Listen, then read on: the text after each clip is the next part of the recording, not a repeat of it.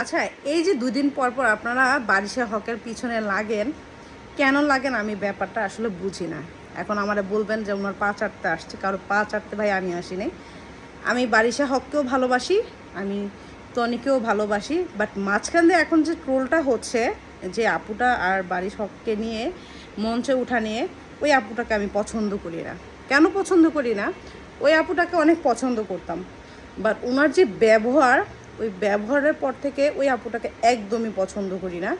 উনি খুব ভালো সাজান, উনি বলে আমি মন থেকে অনেক ভালো, আমি মন থেকে অনেক ভালো। ভাই, আপনি যদি মন থেকে অনেক ভালো হন, আপনার ব্যবহার এত খারাপ কেন?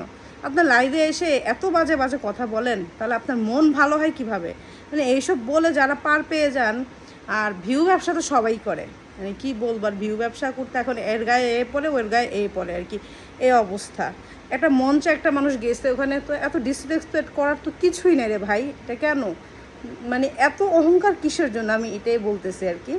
না মানে বুঝলাম না, একটা মানুষের এত অহংকার কিসের জন্য যে সে তাকে স্টেজে ডাকছে, সে যাবে না, সে তার সম্মুখীন হবে না। মানে আমি বুঝলাম না যে তাদের এত অহংকার ওই মেয়েটার কেন, মানে কিসের জন্য এত অহংকার, আমি সেটা বুঝি না।